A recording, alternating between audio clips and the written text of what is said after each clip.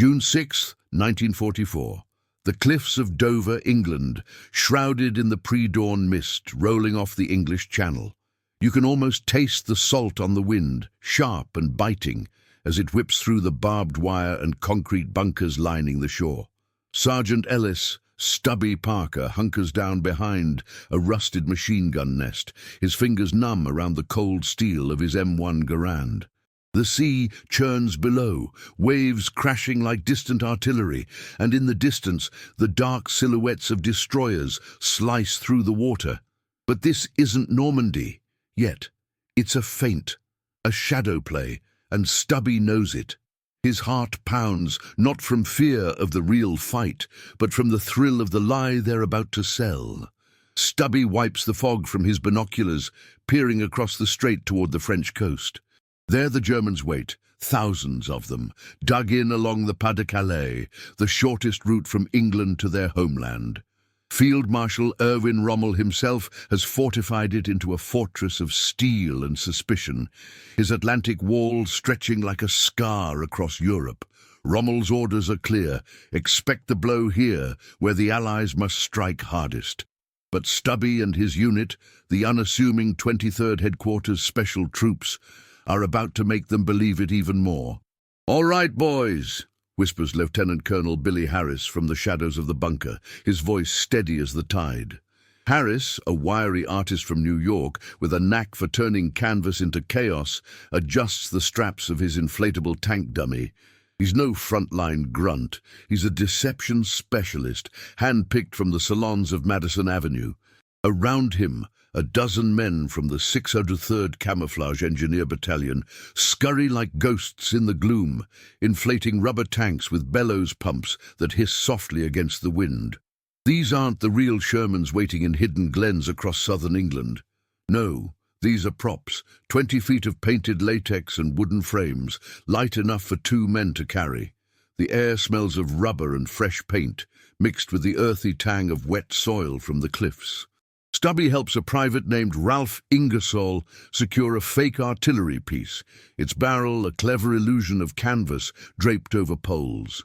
Ingersoll, a former ad man with a quick wit, mutters, "If the Krauts buy this, I'll eat my helmet." They chuckle low, the sounds swallowed by the fog, but tension coils in their guts. One wrong move, one patrol boat spotting the real setup, and this whole operation crumbles. As dawn bleeds pink across the horizon, the real magic begins. Sound trucks, disguised as lumbering half-tracks, rumble into position along the Dover heights. Their speakers crackle to life, blasting the thunder of tank engines revving, tracks clanking over gravel, and the sharp bark of sergeants drilling troops. It's not just noise, it's engineered chaos, recorded from actual maneuvers and amplified through hills and valleys. From across the Channel, German listening posts in Calais prick up their ears. Acoustic deception at its finest, courtesy of engineers like Fred Fox, who fine-tunes the volume until it mimics a division on the move. The 3rd Armoured, they think, poised to punch through the weakest point. You feel the ground tremble faintly under your boots as the trucks simulate the march, boots thudding, vehicles groaning. Stubby climbs a nearby rise, scanning the sea. No sign of Luftwaffe spotters yet, but he knows they're out there, eyes peeled for the invasion fleet. Rommel's intelligence officers, poring over maps in their concrete command posts, will soon report unusual activity. Troop concentrations swelling, radios buzzing with coded chatter. The 23rd Signal Unit, hidden in a nearby farmhouse, floods the airwaves with fake transmissions. Morsel traffic, they call it, spoofing the 1st Army Group under General Patton himself. Patton, the firebrand they all fear, barking orders that echo across the ether. "Push hard at Calais, the hour is now." Harris paces the cliff edge, his breath visible in the chill air. He's seen action in North Africa, but this is different. Psychological warfare, turning imagination into a weapon. The Ghost Army, as they'll later be whispered about in Berlin bunkers, isn't about bullets. It's about belief.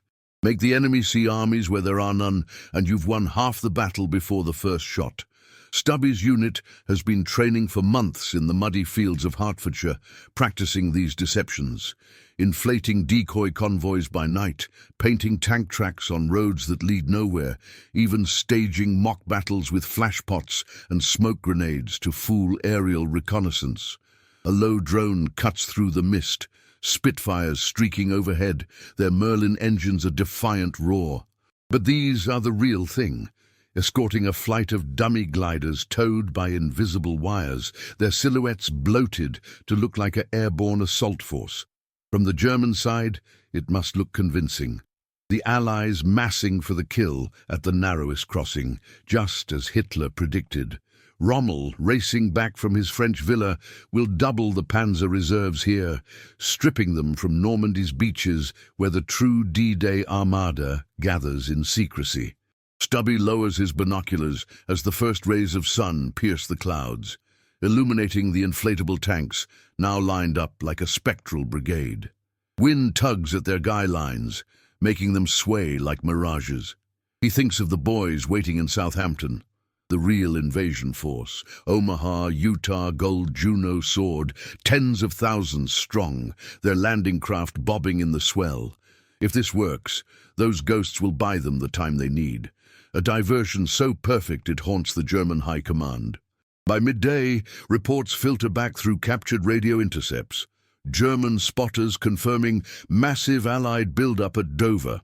Generals like Gerd von Rundstedt scratch their heads in Rastenburg, wondering if the Führer's instincts are right. But deep down a chill settles. Something feels off, too orchestrated, like a stage play their unwitting audience to. Little do they know, this is just the opening act of the 23rd Symphony of Deceit, a phantom force that will mislead divisions, sink morale, and carve paths for the real advance. As the sun climbs higher, Stubby and his comrades pack up the props under camouflage netting, melting back into the English countryside. The sea calms, but the war's tension lingers, a promise of storms to come. In Berlin, whispers begin, Die Geisterarmee, the ghost army. And the generals, staring at their maps, start to fear the shadows more than the light. The fog clung to the hedgerows like a shroud as the convoy snaked through the narrow lanes of Kent, late afternoon on June 7th, 1944. You could hear the muffled rumble of the truck's engines, their tires crunching over gravel patched with fresh mud from last night's rain. Sergeant Ellis, Stubby Parker, rode in the back of a deuce and a half, wedged between crates of canvas and wooden struts, the air thick with the scent of oiled canvas and machine grease. His uniform chafed against sweat-dampened skin, and every jolt sent a spike of adrenaline through him. The real invasion had hit Normandy yesterday, Omaha Beach a bloodbath, reports trickling in via hushed radio whispers, but here they were, still playing the ghost, drawing eyes away from the true fight. Lieutenant Colonel Billy Harris stood at the head of the column in a jeep, his map case flapping against his thigh as he barked directions to the driver. Harris's face was etched with lines from too many sleepless nights, his eyes sharp under the brim of his helmet. "Keep it tight, no stragglers," he called back, voice cutting through the diesel haze. The 23rd Headquarters Special Troops, painters, actors, sound technicians, all yanked from civilian life, were no ordinary outfit. They'd shipped out from their Dover setup at first light, relocating to a concealed orchard near Folkestone, where apple trees heavy with unripe fruit provided natural cover. The mission: sustain the illusion, make the Germans believe Patton's Phantom First Army Group was still massing for a knockout punch across the channel. Stubby hopped down as the trucks ground to a halt, boots sinking into the soft earth. The orchard smelled of damp bark and fermenting leaves, a stark contrast to the salty brine of the coast. Private Ralph Ingersoll was already at work, unrolling bolts of khaki fabric while cursing under his breath. "These dummies better hold up in the wind, or we're painting targets on our backs," he grumbled, his New York accent thick with sarcasm. Ingersoll, with his slicked-back hair and easy grin, had been a window dresser before the war. Now he dressed entire fake divisions. Around them, the 603rd Engineers fanned out, stakes driven into the ground with mallets that thudded rhythmically like a heartbeat in the quiet woods. By dusk, the first decoys took shape.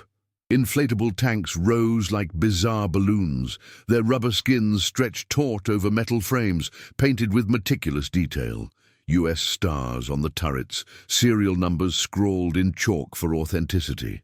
Stubby manned the bellows for a Sherman mock-up, pumping air until his arms burned, the hiss echoing softly. Each one weighed less than 100 pounds, collapsible for quick escapes. But from the air, they'd fool a Stuka pilot at 1,000 feet. Harris oversaw it all, clipboard in hand, sketching adjustments. "Angle those tracks toward the southeast. Make it look like they're prepping for Calais," he instructed a corporal named Jack Macy, a scenic artist whose Broadway sets had once dazzled Manhattan crowds. As night fell, the real work intensified. Sound units from the 3122nd Signal Service Company rolled in, their half-tracks camouflaged with netting draped in leaves. Technician Gil Kane, a lanky kid from Chicago with grease-streaked fingers, hooked up amplifiers to speakers hidden in the underbrush. The recordings started low, the growl of idling engines, clatter of tank treads, simulated by chains dragged over plywood. Then came the voices, actors mimicking GIs, laced with static for realism. "Echo Company, form up on the ridge. Patton wants that beachhead by dawn." The broadcast pulsed outward, bouncing off the hills toward German listening posts in Boulogne. You could feel the vibrations in your chest, the illusion so vivid it tricked your own ears into believing an armored corps lurked in the shadows. Stubby wiped sweat from his brow, the night's chill seeping through his fatigues. He thought of the intercepts they'd glimpsed earlier, German radio traffic spiking, orders flying from OKW in Berlin to reinforce the 15th Army at Pas-de-Calais. Rommel, that desert fox turned Atlantic defender, had bought the bait hook, line, and sinker. His panzers, the mighty 116th and 21st, sat idle behind concrete barriers, their crews scanning the horizon for the fleet that would never come. Von Rundstedt, the old Prussian in Rastenburg, paced his war room, maps littered with pins marking the Allied build-up. Whispers of unease filtered through their ranks. Too much activity, too coordinated, like phantoms orchestrating a spectral offensive. But the Ghost Army pressed on undeterred. Dawn broke grey and drizzling on June 8th. The orchard transformed into a mock staging area. Fake supply dumps appeared.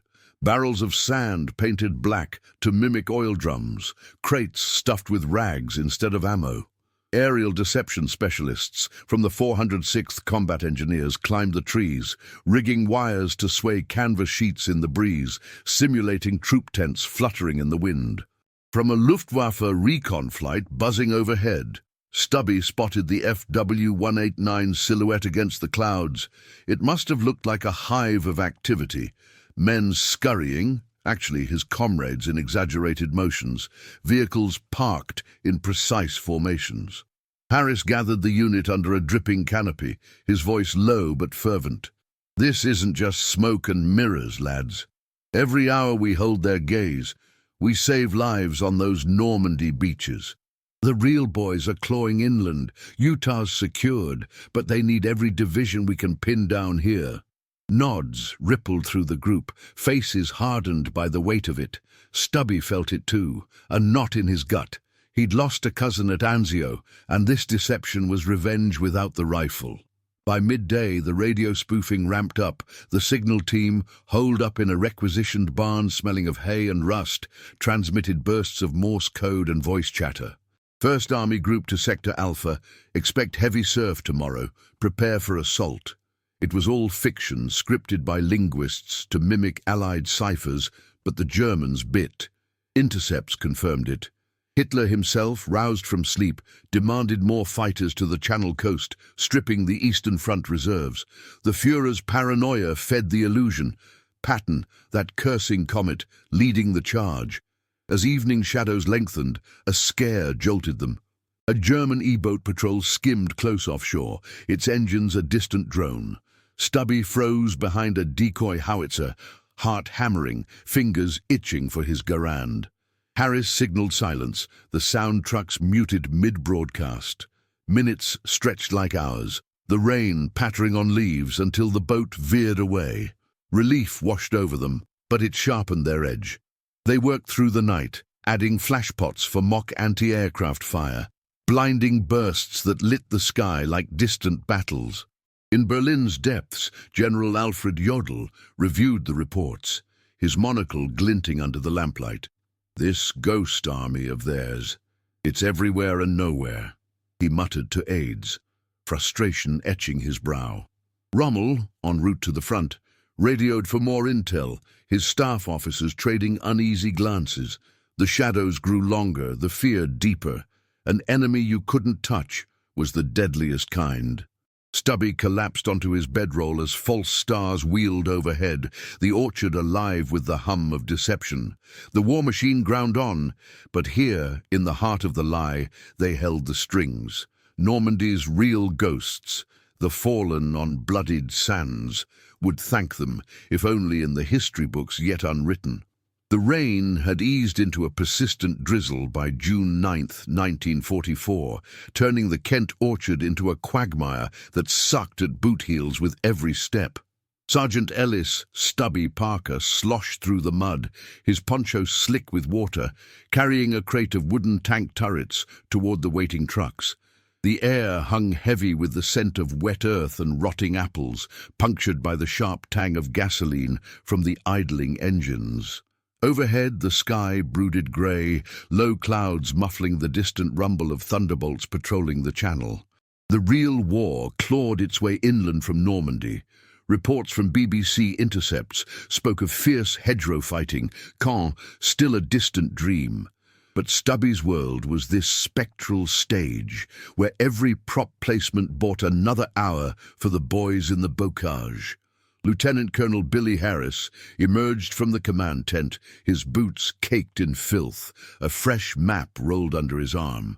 His face, shadowed by stubble, carried the weight of intercepted dispatches. Rommel's 15th Army still anchored at Pas-de-Calais, its 150,000 men and 200 tanks a bulwark against the phantom threat. "Pack it up, gentlemen," Harris announced to the cluster of engineers wiping down inflatable hulls. "We're shifting east to Ashford. Intel says the Krauts are probing with Arados. Time to give 'em a show they'll remember." His voice cut through the patter of rain, steady as ever, but Stubby caught the flicker of exhaustion in his eyes. Harris had been up all night coordinating with Schaeff, scripting the next layer of deceit to keep Hitler's gaze fixed on the wrong shore. Private Ralph Ingersoll slung a bellows pump over his shoulder, grinning despite the downpour. "Another road trip? These dummies are going to deflate before we get there." Ingersoll's humor masked the grind. He'd painted false tank tracks on the orchard paths that morning, using brushes dipped in ochre mud to mimic the churn of treads leading to nowhere. The 603rd Camouflage Battalion moved like a well-oiled machine, deflating the rubber Shermans with valves that wheezed like punctured lungs, folding them into duffel bags no heavier than a weekend kit. Stubby helped collapse a mock 105mm howitzer, its canvas barrel crumpling with a soft sigh, revealing the bamboo skeleton beneath. These weren't weapons of destruction, but of distraction. Light, portable illusions designed to vanish at a moment's notice. The convoy rolled out at midday, a serpent of olive-drab vehicles weaving through hedged lanes, their tires hissing on wet asphalt. You could feel the tension in the cab's confines, the driver's knuckles white on the wheel as they skirted villages where curious locals peeked from curtained windows. Gil Kane, the sound tech from Chicago, rode shotgun in Stubby's truck, fiddling with a reel-to-reel recorder loaded with fresh tapes. "Got some new mixes, infantry chatter mixed with artillery barrages. Patton's voice thrown in for good measure," Kane said, his fingers tapping a rhythm on the dashboard. The recordings were gold, captured from training exercises, doctored by linguists to include deliberate slips that German codebreakers would pounce on, feeding their belief in an imminent assault. By late afternoon, they reached the Ashford Rendezvous, a sprawling farmstead ringed by willow trees, their branches drooping like weary sentinels. The ground here was firmer, chalky soil underfoot, scented with hay from bursting silos.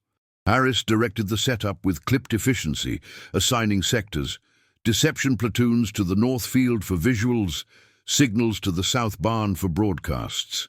As the sun dipped low, casting long shadows across the pastures, the ghost army breathed life into the lie once more.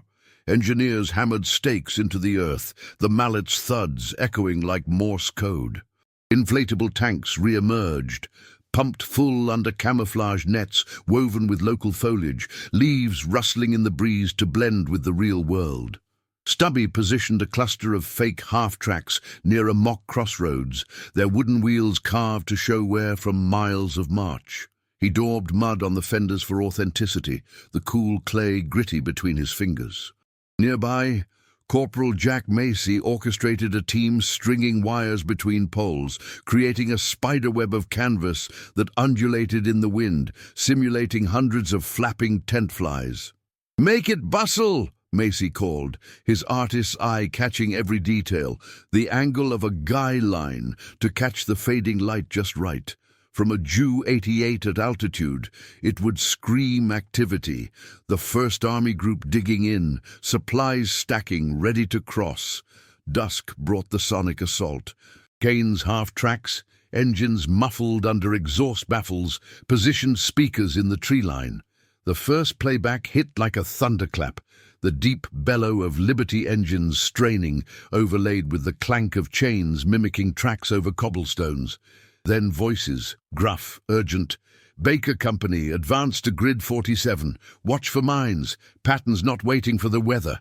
The sound waves rolled outward, amplified to carry 5 miles, infiltrating German outposts in Cap Gris-Nez.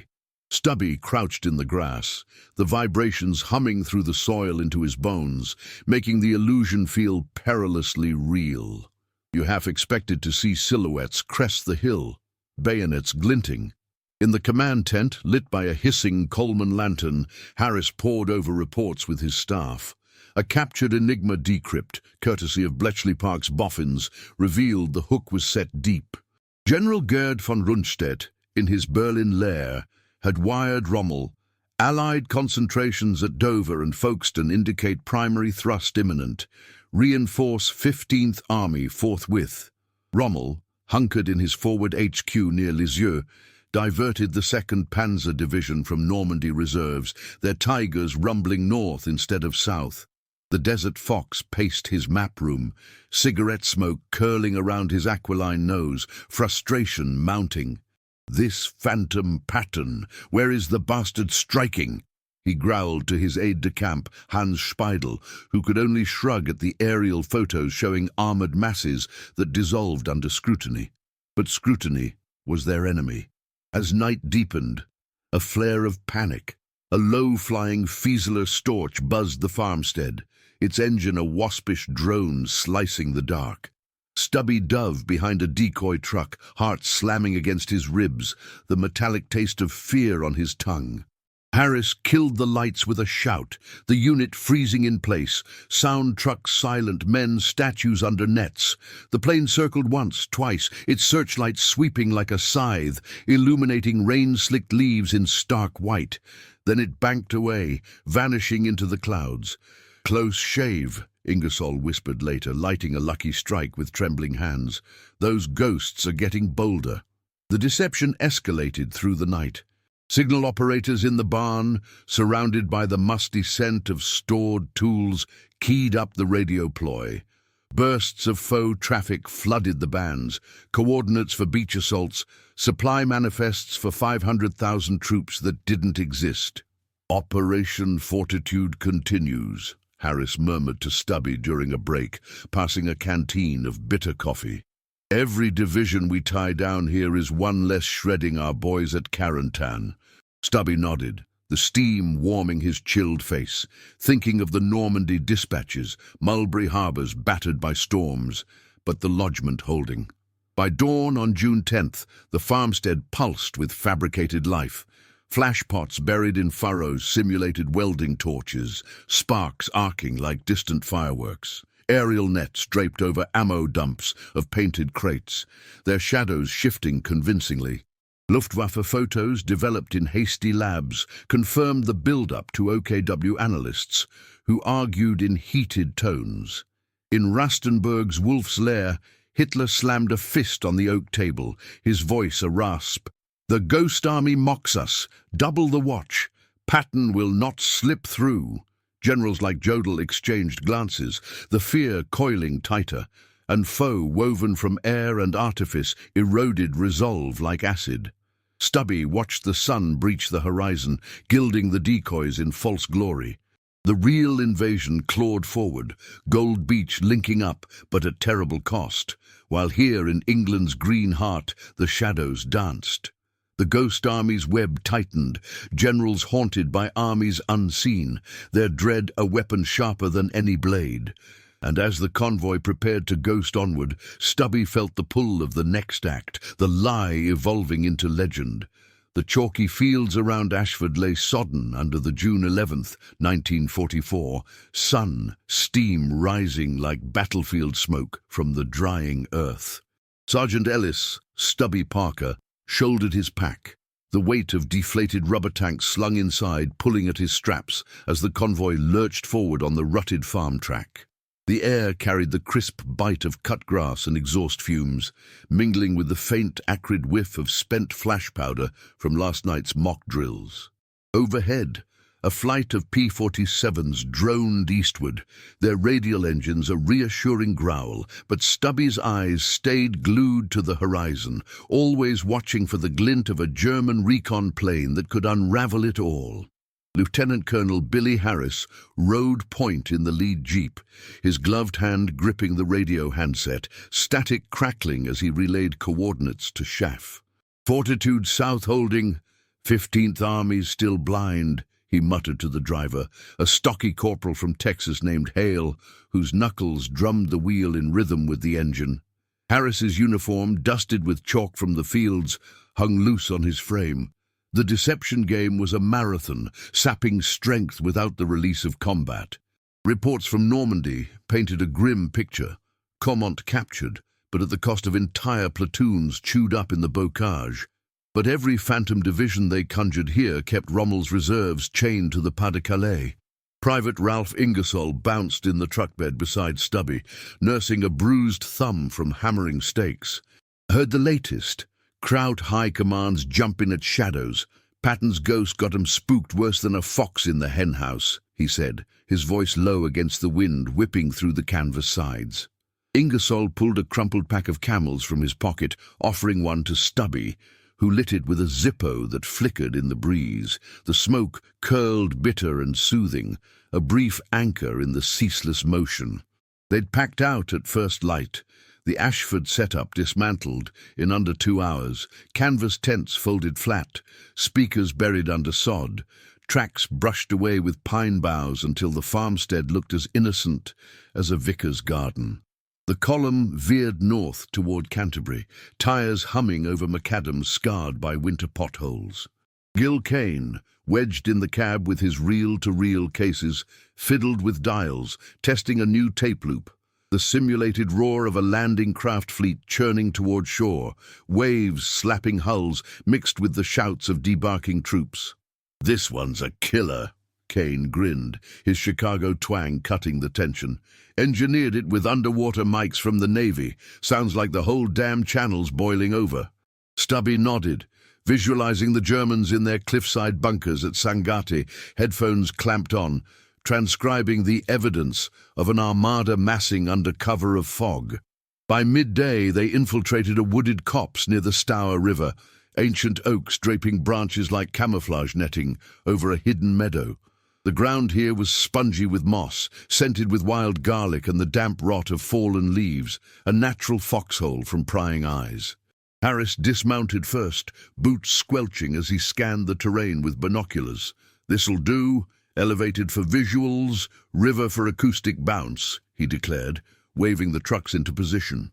The 23rd's deception platoons spilled out, a flurry of activity. The 603rd Engineers, unrolling bolts of netting printed with pastoral scenes, cows grazing where tanks should be, should the Luftwaffe snap a low-level shot. Stubby and Ingersoll hauled components for a new twist. Sonic buoys, floating decoys to be launched downriver, broadcasting submerged engine noises to mimic naval approaches. The devices were ingenious, tin cans wrapped in oilcloth, powered by wind-up gramophones playing looped recordings of Liberty ship screws thrashing water. As they assembled one on the bank, the river's current tugged at their pant legs, cold and insistent, carrying the faint echo of real destroyers far to the south. Corporal Jack Macy joined them, his sketchpad tucked under his arm, directing a team to erect inflatable landing craft along the water's edge. These were larger than the tanks, 30-foot behemoths of rubber and balsa, their prows painted with invasion stripes, deflating to the size of a pup tent for transport. You can almost hear the creak of wood as they inflate them, bellows wheezing in unison, the rubber expanding with a taut sigh.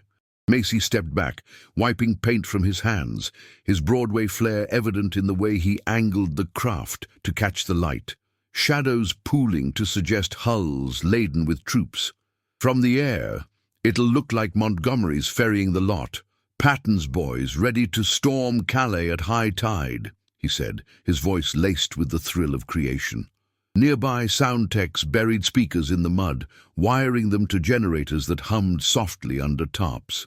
Kane fired up the system at Harris's nod, a low thrum built to a crescendo, the slap of waves, the grind of ramps dropping, phantom GIs yelling coordinates in the chaos. The broadcast rippled across the water, amplified by the river's curve, carrying miles toward the French coast. Stubby crouched by the bank, the vibrations tingling up his spine, making the illusion pulse like a living thing. In German listening stations at Le Touquet, operators straightened, pencils flying across pads as they logged the fleet movements. Intercepts pouring into Harris's tent confirmed the bite. OKW memos, frantic, ordering U-boat wolfpacks to the Strait despite fuel shortages, pulling escorts from the Biscay coast. As evening fell, the cops came alive with layered deceit. Signal operators from the 3132nd, ensconced in a canvas lean-to smelling of ink and solder, ramped up the radio traffic. Typewriters clacked furiously, scripting messages in faux haste. 1st Army Group HQ to Assault Force, weather window opens 0600 June 12th, execute Hammerhead. The transmissions burst out in Morse, interspersed with voice. Patton's gravelly bark, digitized and looped. "God damn it, move those landing ships! We're taking the beach if it kills us!" It was all a symphony of suggestion, designed to exploit Enigma's blind spots, feeding Bletchley Park's codebreakers fresh material in return.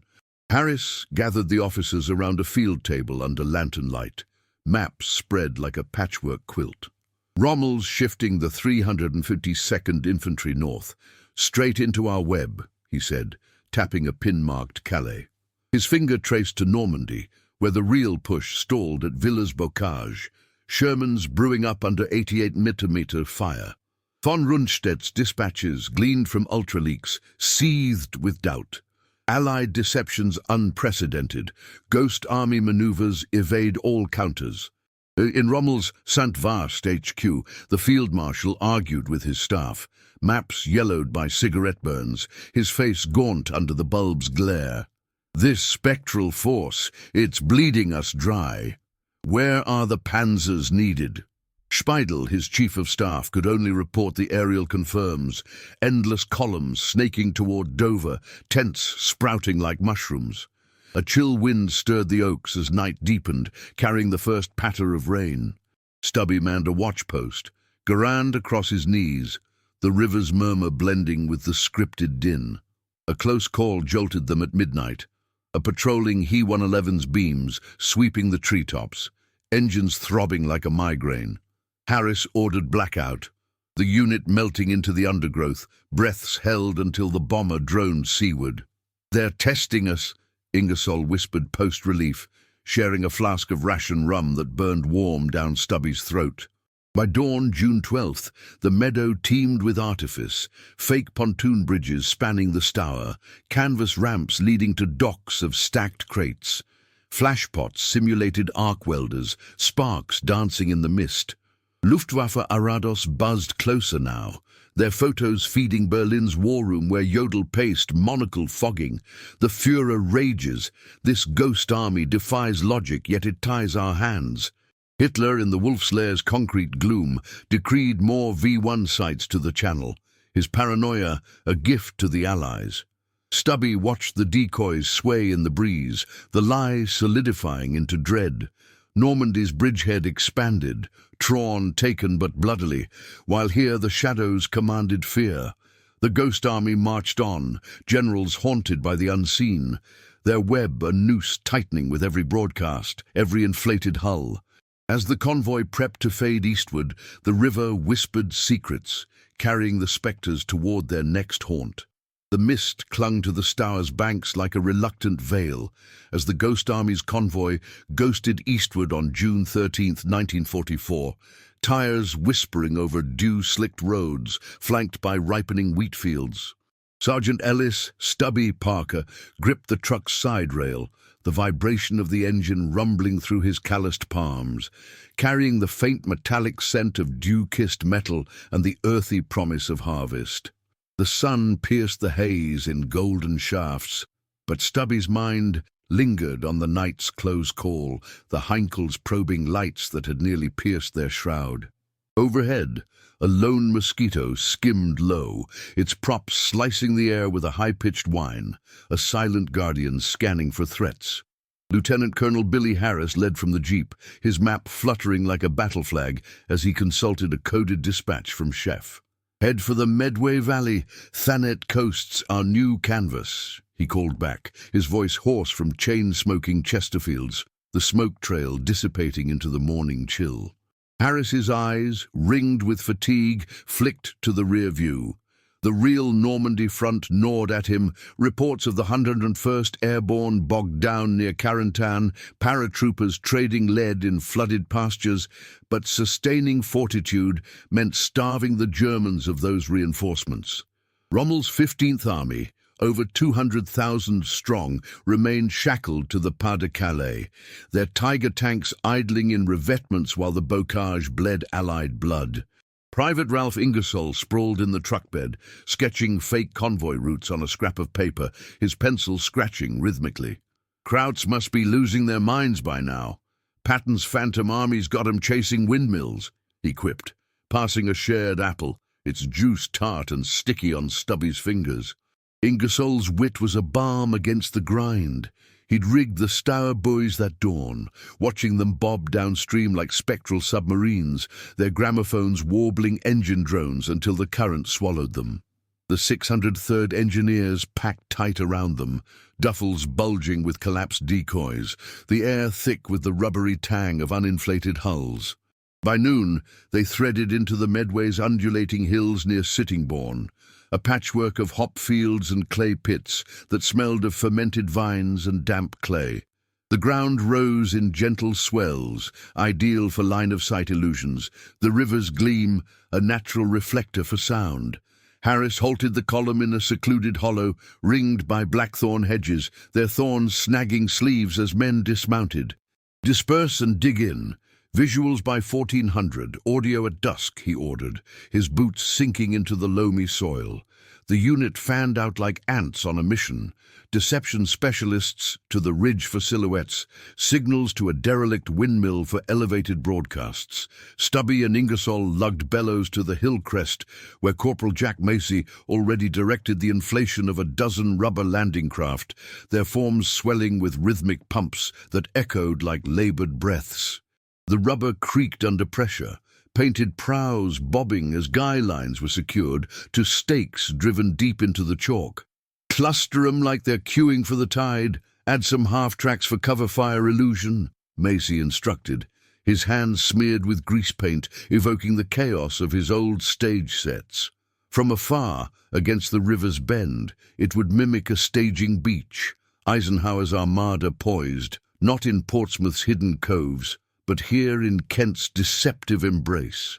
You feel the sun warm your back as you haul a wooden turret, the wood rough and splintery, its weight a reminder of the fragility beneath the facade.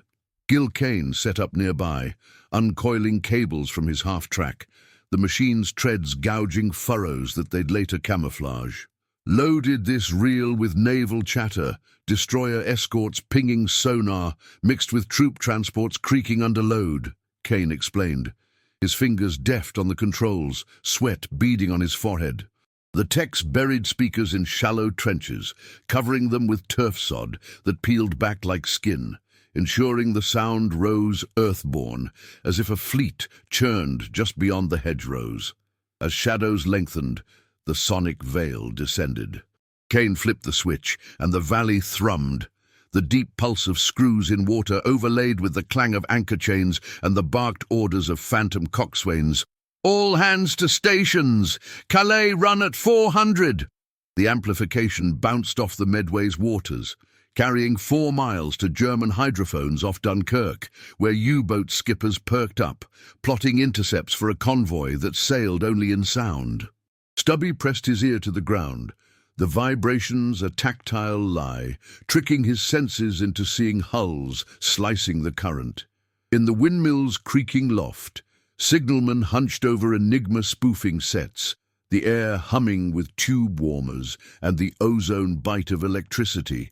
Typewriters rattled out scripts, pattern to Montgomery, diversion at Calais to draw fire, main thrust follows. Bursts fired skyward, laced with static bursts to mimic field conditions, the Morse a staccato heartbeat. Harris monitored from below, lantern casting flickering shadows on his face as he decoded ultra-snippets, Bletchley's gift revealing Rommel's fury. The first SS Panzer diverted northward, stripping Normandy's flanks bare. Night cloaked the hollow in velvet black, pierced by the wink of fireflies and the muffled pops of flashpots simulating welders' arcs along the docks. A scare ripped through at 200. A pair of Ju-88s prowling low, their engines a guttural snarl that froze blood. Stubby dove into a foxhole, mud cold against his cheek. Garand clutched tight as searchlights raked the ridge. Harris whispered kill orders. Sounds cut, lights doused, the unit statues in the gloom. The bombers circled, bombs whistling harmlessly into the river, dummy drops, testing nerves, before banking east. "They're smelling the rat," Ingersoll breathed post-relief, his face pale under the moon. Dawn, June 14th, broke with a crimson streak, illuminating the decoys in eerie detail. Canvas pontoons bridged across dry gullies, fake jeeps of wire and cloth parked in orderly rows. Aerial nets fluttered, simulating laundry on lines to humanize the camp. Luftwaffe FVU 189s buzzed closer, their cameras clicking, feeding prints to Berlin, where General Alfred Jodl scowled at the table. This Geister army, endless, intangible. "It mocks our every move," he snapped to aides, his voice echoing in the Chancellery's marble halls. Hitler, pacing the map room, veins bulging, roared for more flak batteries to the coast, his rants pulling Luftwaffe squadrons from the eastern meat grinder. Rommel, in his Lisieux command post reeking of damp stone and Gauloises, slammed a report down. "The ghosts tie my hands, Villers-Bocage burns without panzers." His eyes, shadowed by doubt, met Speidel's. Aerial showed endless reinforcements snaking toward Thanet, Patton's spectre looming larger than the Führer's dreams. Von Rundstedt wired from Rastenburg, "Deception scale unprecedented. Fear the shadow over the sword." Stubby scanned the skies from his post, the decoys swaying like promises unkept. Normandy clawed ahead. Saint, low in sight, but hedgerows a butcher's yard, while here the web ensnared tighter. The convoy stirred at midday, props collapsing with sighs of released air, the lie portable once more. As they rolled toward the next vale, the Medway murmured on, carrying echoes of dread to haunted shores. The Ghost Army's symphony swelled, generals ensnared in its phantom crescendo, the unseen force etching terror into steel hearts. The salt-laced breeze off the North Sea whipped through the dunes near Margate on June 15, 1944, carrying the cries of gulls and the distant crash of waves against pebbled shores. Sergeant Ellis, Stubby Parker, trudged through the shifting sands, his boots sinking with each step, the grit working into his laces like an unwelcome itch. The air tasted of brine and seaweed, sharp against the lingering smoke from the convoy's exhaust as it dispersed into concealed hollows behind the beachfront bluffs. Overhead, the sky stretched vast and unbroken, a pale blue canvas dotted by cirrus wisps. But Stubby's gaze darted to the horizon, always hunting for the dark specks of Messerschmitts that could shatter their fragile charade. Lieutenant Colonel Billy Harris dismounted the lead jeep, his face weathered by the ceaseless campaign, a fresh stubble shadowing his jaw as he unfurled a coastal chart against the hood. "Final push here. Make it count," he said to the cluster of officers, his voice steady but laced with the gravel of fatigue. The Medway setup had held for 2 days, sonic echoes still haunting German hydrophones, but Schaeff's wires demanded escalation. Pin down the 15th Army until Normandy's lodgment solidified. Reports from the front, whispered over crackling field radios, spoke of brutal gains. The 4th Infantry pushing toward Cherbourg, but at the cost of foxholes turned graves. Rommel's reserves, those vital panzers, remained frozen here, lured by the Ghost Army's relentless mirage. Private Ralph Ingersoll kicked at a clump of marram grass, his duffel slung low, the rubbery scent of packed decoys wafting from it. "Beaches like this feels too real. If the Krauts buy it, Patton's ghost might just swim the channel," he joked. But his eyes betrayed the strain, dark circles from nights spent scripting radio bait. Ingersoll had inked the latest overlays that morning. False beach grids marked for assault waves, designed to overlay Luftwaffe photos. The 603rd Engineers swarmed the dunes like sand crabs, stakes hammered into the soft earth with muffled thuds, their mallets leaving dimples that vanished under the tide's reach. By midday, the illusion bloomed. Inflatable landing craft dotted the strand, their rubber hulls inflated to grotesque fullness, prows nosing toward the surf as if eager for the tide. Stubby pumped a bellows for one, arms aching as air whooshed in, the material stretching taut with a low groan. Painted invasion stripes gleamed wetly under the sun, and wooden ramps, balsa frames draped in canvas, jutted from the bow, ready to disgorge phantom troops. Corporal Jack Macy circled the setup, his artist's hands adjusting angles, daubing highlights to catch the light just so.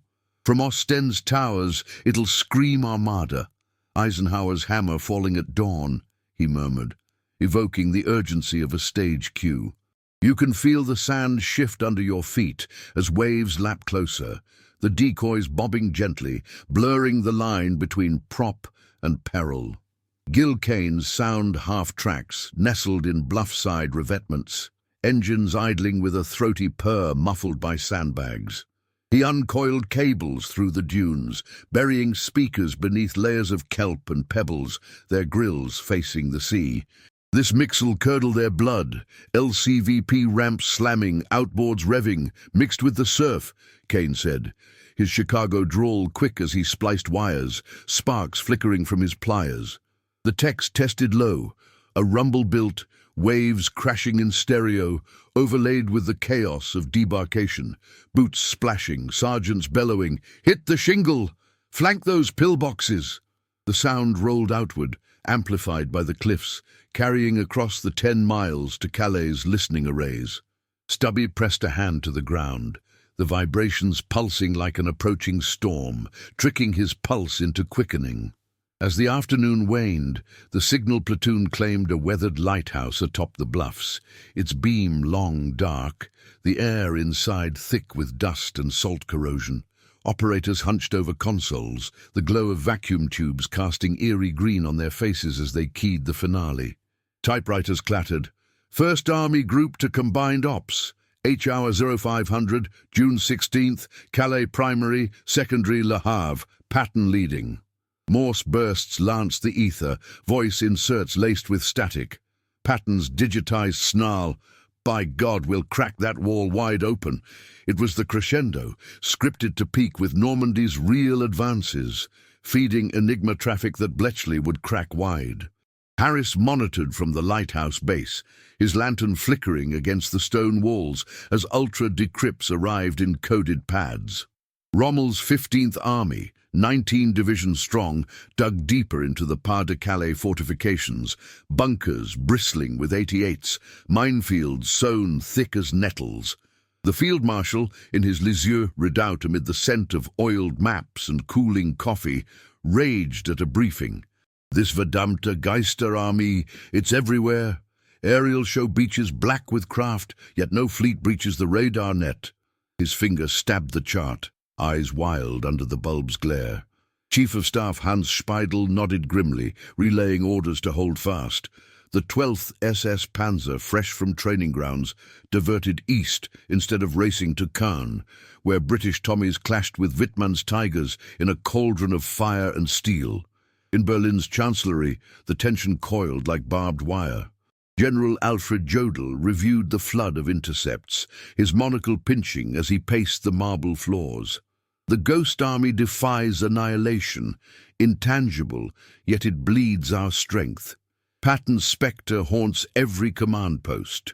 Hitler, sequestered in the Wolf's Lair's humid bunker, his hands trembling with fury, decreed, "Mobilize the V2s early, bomb the phantom ports. No mercy for these shadows." Luftwaffe squadrons, already thinned by oil shortages, wheeled north, stripping cover from Normandy's skies, where P-51s now ruled. Night fell heavy on the dunes, stars pricking the velvet as the deception thrummed. Flashpots along the tide line erupted in timed bursts, simulating arc lights for night loading, sparks arcing like St. Elmo's fire. A patrol boat's drone echoed from the sea, E-boats sniffing the shallows. But the sounds masked them, drawing the threat offshore. Stubby manned the perimeter, Garand's stock cool against his shoulder, the sea's rhythm a counterpoint to his heartbeat. Ingersoll joined him, flask in hand, the rum's burn chasing the chill. "Heard from the wire, Normandy's bridging the Orne. Our ghosts bought that," he said softly, the words a rare admission of victory. Dawn June 16th broke with a cannonade of real thunder from distant storms, but the decoys held firm, swaying in the gusts. Luftwaffe Arados circled high, their shadows fleeting, cameras whirring to capture the invasion beach, teeming with artifice. Reports raced to Rastenburg, endless preparations, troop densities swelling, and von Rundstedt, the elder statesman in his Spartan office, confided to aides, "We fear this unseen foe more than the landing hordes. Their deceit erodes the Reich's spine." Rommel wired Berlin in desperation, "Panzers immobile. Ghosts command the field."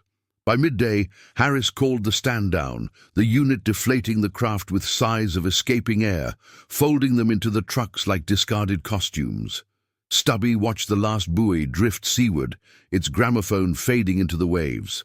Normandy surged, Cherbourg's fall imminent, the breakout brewing, while here the Ghost Army melted away, their work etched in German dread.